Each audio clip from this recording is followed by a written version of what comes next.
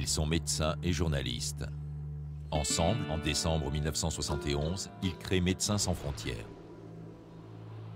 L'initiative vient du journal médical Tonus. Il s'agit de mettre en place une force de frappe médicale capable d'agir dans l'urgence partout dans le monde. Avec cette une, le journal proclame l'acte de naissance d'un attelage original entre médias et humanitaires. C'est aussi les débuts d'un mouvement que l'on appellera bientôt le sans-frontiérisme. Aller indépendamment des tracés géopolitiques, là où l'urgence le nécessite, pour soigner et témoigner. Dès sa naissance, MSF est confronté à une série de grandes crises humanitaires. Réfugiés cambodgiens en Thaïlande, famine en Éthiopie, guerre en ex-Yougoslavie, génocide au Rwanda. Des crises qui façonnent et renforcent les particularités de l'ONG. Une liberté d'esprit revendiquée, des prises de décision indépendantes de la pression financière ou médiatique. Cette indépendance se décline sur 4 thèmes. Impartialité, liberté de la prise de parole, indépendance financière et pratique médicale autonome. 1994. Après le génocide rwandais, les Hutus craignent les représailles et fuient le pays. Les ONG interviennent dans les camps où ils sont massés par milliers, en Tanzanie et dans l'ex-Zaïre. Mais on s'aperçoit bientôt que les anciens génocidaires font régner la terreur dans ces camps et détournent l'aide internationale. Fin 1994, une fois passée la phase d'urgence, MSF décide de mettre fin à son intervention. Dans le même temps, elle renonce à aider une population qui a besoin d'assistance. Il n'existe toujours pas de règle absolue sur la limite entre impartialité et efficacité. Elle se négocie au cas par cas. 2009, le gouvernement sri-lankais lance une offensive de grande ampleur contre la révolution tamoule. Des dizaines de milliers de victimes fuient les combats et s'entassent dans les camps du gouvernement. La présence de l'aide humanitaire est contrôlée par l'État sri-lankais. Une situation critique qui divise l'association. L'assistance à population en danger est jugée prioritaire. MSF finit par accepter les conditions politiques.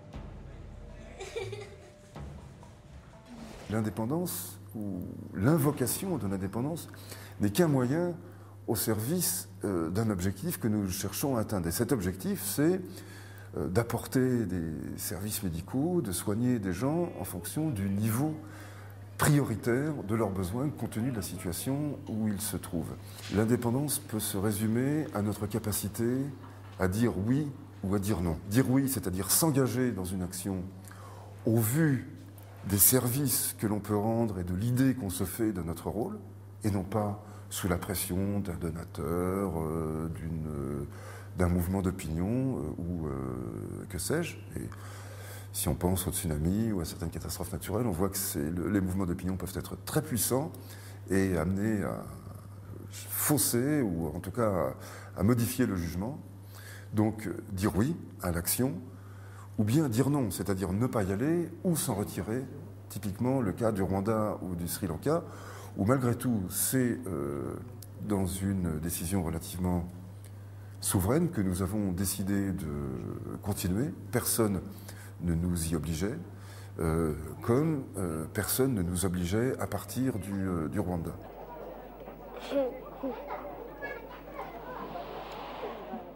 L'indépendance politique se double d'une indépendance dans la prise de parole.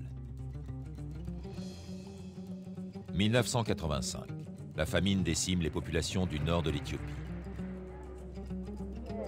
Il y a déjà 3 ans que les organisations humanitaires tentent d'alerter l'opinion publique sur l'imminence de la catastrophe, sans succès.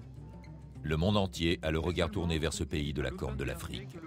Et les sommes récoltées par les ONG sont énormes. C'est la naissance d'un charity business dont la force de frappe médiatique est immense. L'intention est bonne, mais sur le terrain, l'aide humanitaire est détournée. Le gouvernement organise un vaste déplacement de population.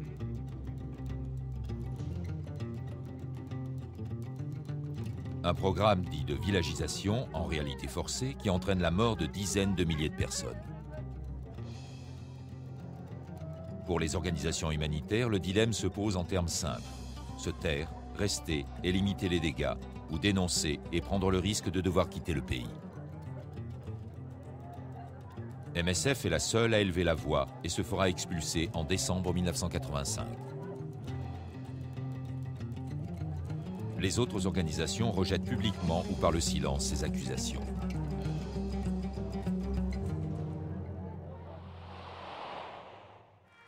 En 1999, MSF s'illustre à nouveau avec son côté grande gueule. L'association reçoit le prix Nobel de la paix. The 1999 Nobel Peace Prize is awarded to Médecins Sans Frontières. À Oslo, lors de la cérémonie, elle choisit de prononcer un discours tout sauf complaisant. The people of Chechnya. Aujourd'hui, depuis plus de 3 mois, les populations tchétchènes, et plus particulièrement celles de Grozny, sont bombardées sans aucune distinction par l'armée russe. Pour elles, l'aide humanitaire est actuellement quasiment inexistante. Les premières victimes sont les personnes âgées, les malades et les infirmes qui ne peuvent quitter la ville. J'appelle donc solennellement aujourd'hui son Excellence l'ambassadeur de Russie et par son intermédiaire le président Yeltsin à cesser les bombardements de civils sans défense en Tchétchénie. C'est vrai que pour MSF, c'est important de décrire, de parler, de raconter ce qui arrive aux populations auprès desquelles on intervient. Mais c'est quand même des cas où on a ces prises de parole très fortes qui sont exceptionnelles dans notre histoire. Il faut savoir que dans chaque situation, on pèse le pour et le contre. Il faut savoir que nous sommes une organisation humanitaire, une organisation médicale, une organisation d'action. Et donc ce qui vraiment... Ce qui fait le sens de notre existence, c'est de pouvoir apporter des secours aux personnes qui en ont besoin. Et donc, à chaque fois qu'on doit prendre la parole, on pèse les arguments dans tous les sens pour savoir qu'est-ce qui est le plus important à un moment donné par rapport à la situation des personnes, des populations auprès desquelles nous intervenons. Début des années 80. La popularité de MSF ne cesse de grandir. Ça ne va pas ? Vous voulez que j'appelle un médecin ? Non, merci. Je suis médecin. Médecins sans frontières. Accompagnez-les au moins jusqu'à la frontière. Mais un problème se pose. Son financement reste trop dépendant de dons ponctuels liés à la médiatisation des drames humanitaires. Au fil des années, l'association réussit à obtenir la confiance de donateurs réguliers. Leur part aujourd'hui atteint plus de 70% des donateurs de l'association. Pour certains, la vie a un prix. Avec 1 franc par jour, Médecins sans frontières assure la santé d'une famille en détresse. L'indépendance financière, c'est aussi savoir dire stop quand les dons ne sont plus nécessaires. C'est le cas fin 2004. Un élan de générosité sans précédent suit le tsunami qui a ravagé une partie des côtes de l'Asie du Sud-Est. MSF, après des évaluations sur place, affirme ne pas avoir besoin des 111 millions d'euros promis par des donateurs du monde entier. Une déclaration à contre-courant est dénoncée par les autres ONG. MSF ne dépensera effectivement que 24,5 millions d'euros en Indonésie et au Sri Lanka. Le reste sera réaffecté sur d'autres opérations. 2010. Des inondations ravagent une bonne partie du Pakistan. Elles font 1500 victimes et affectent environ 20 millions de personnes. Tous les besoins non alimentaires sont très importants parce qu'il y a eu de l'eau parfois jusqu'au premier étage des maisons et l'eau en se retirant a, pour la plupart du temps, emmené toutes les affaires domestiques. Un drame humanitaire qui se trouve étroitement lié aux questions politiques. Certaines zones du pays refusent une aide américaine ou liée aux capitaux américains. Grâce à son indépendance financière, MSF apporte une garantie et accède à certaines régions interdites à d'autres organisations. L'indépendance financière On peut la décliner sur deux niveaux différents. Le premier, c'est les donateurs qui nous font confiance de manière régulière par des prélèvements mensuels. Donc tout ça, ça nous permet d'avoir une certaine somme de côté qui nous permet de réaliser nos interventions d'urgence sans avoir à dépendre des agendas médiatiques.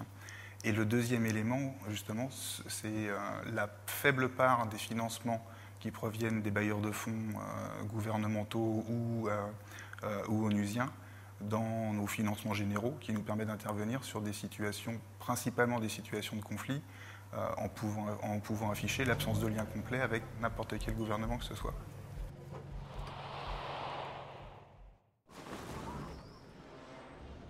L'indépendance, c'est enfin créer ses propres outils en fonction des besoins rencontrés sur le terrain.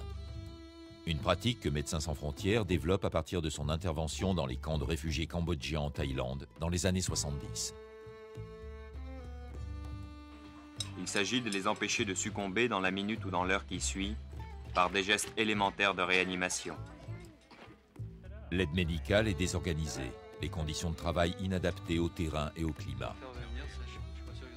Les kits d'urgence font leur apparition. Les plus connus, le kit chirurgie et le kit choléra. Ces deux kits ont évolué au gré des techniques et des besoins de l'association. Ils ont constitué un modèle dont se sont inspirés de nombreuses autres ONG et sont toujours utilisés aujourd'hui.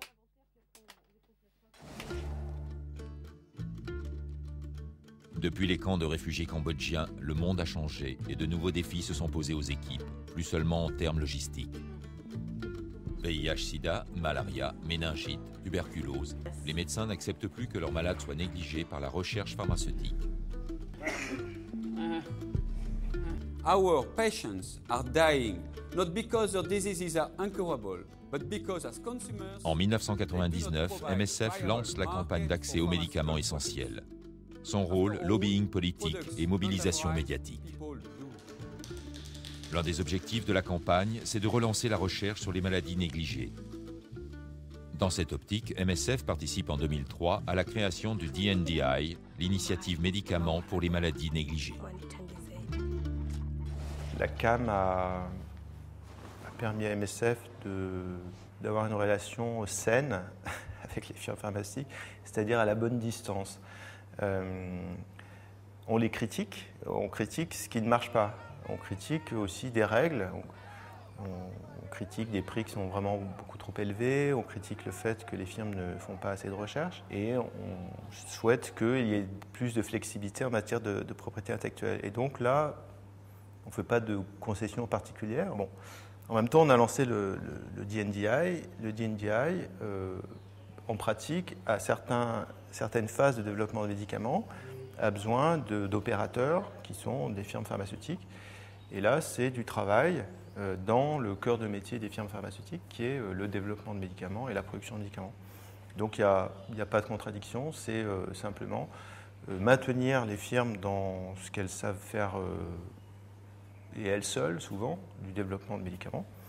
Et par contre, être très ferme sur les conditions dans lesquelles ça se fait, justement pour garder cette indépendance. Grâce au DNDi, l'AZAC, une nouvelle combinaison contre le paludisme, fait son entrée sur le terrain en 2008. C'est une révolution, moins chère, plus simple d'administration, moins de risques de résistance. Enfin, une innovation adaptée aux besoins des malades.